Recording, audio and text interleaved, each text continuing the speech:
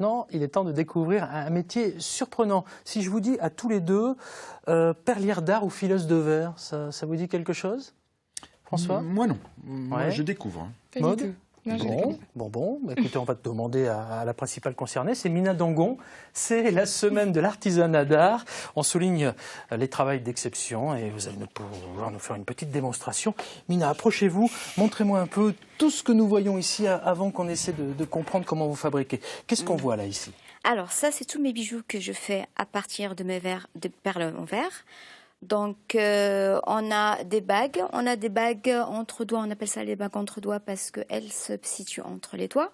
Ouais. On a des bracelets, on a des perles, on va dire des billes plutôt que des perles. Parce que tout est en verre, là. Tout ce voilà, que je vois là tout est ça, en verre. C'est en verre. Tout c'est parti d'une baguette en verre comme ça. Alors justement, parlons-en un petit peu de comment vous fabriquez tout ça. Alors, parce qu'avant, vous étiez dans la poterie quand même. Hein. Oui. Donc on est loin de la poterie, c'est beaucoup plus fragile le verre. Non, pas spécialement. On a cette impression que c'est fragile, mais c'est pas si fragile que ça. C'est fragile quand c'est fin, quand c'est grand, quand c'est plat. Mais une bille en verre, on a tous joué avec les petites billes quand on était petits. On les a toquées, ça n'a pas bougé. Tout à fait. Alors qu'est-ce qu'on en fait de ces bâtons de verre? Donc, ça, c'est des bâtons de verre que vous achetez, c'est ça? Voilà, ça c'est ma matière première principale. Donc, il y a plein de couleurs, hein, je vois.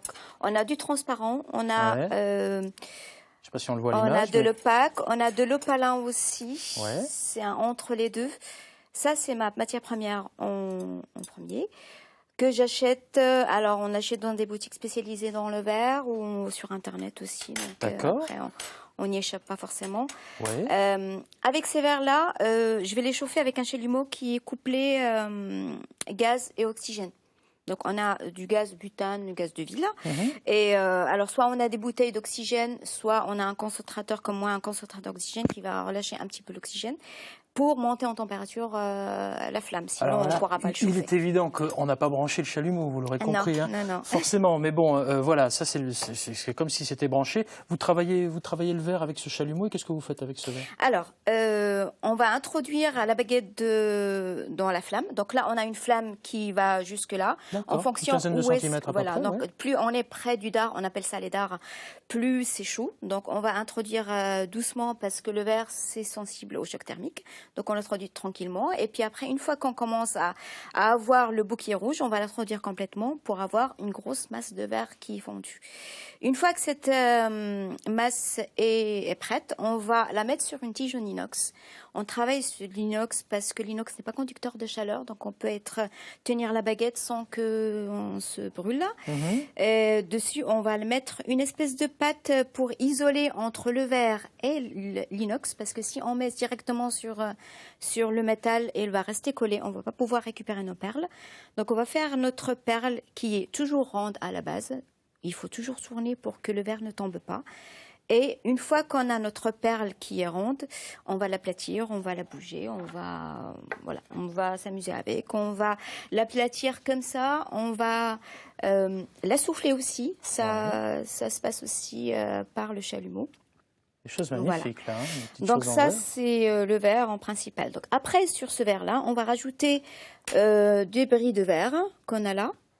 Donc ça, c'est des bris de verre. Je vais le montrer, je vais le montrer à la caméra. Hop là, voilà. Donc on peut rajouter, on peut inclure de l'argent dans le verre.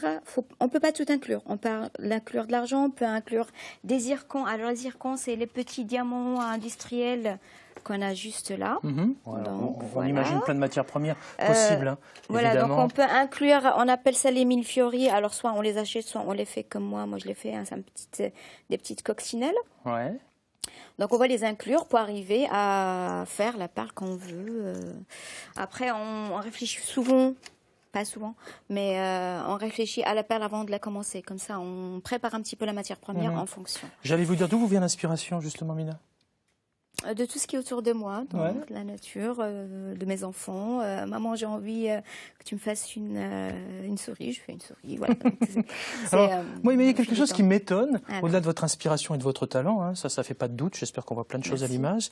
C'est toujours un petit peu frustrant parce que vous n'êtes venu qu'avec quelques exemples. Au-delà de tout ça, il y a malgré tout parfois des superpositions. Je vais en prendre une ici, par exemple, et je me dis, mais attendez, mais comment vous faites ça, quoi? Parce qu'il y a des superpositions de verres. Comment ça se fait, ça? Alors, sans être trop technique, parce qu'on n'a pas les images qui vont avec, c'est dommage, mais voilà, ça se passe comment en quelques Alors, mots? on commence par la perle qui est toujours ronde à la base. Donc, on va l'aplatir un petit peu. On va mettre l'inclusion dedans. Soit on inclut du verre, soit on inclut d'autres matériaux. Ouais. Et après, on va remettre du transparent par-dessus. On appelle ça l'enrobage. On va prendre une masse et puis on va l'enrober. Là, on a quelques éléments.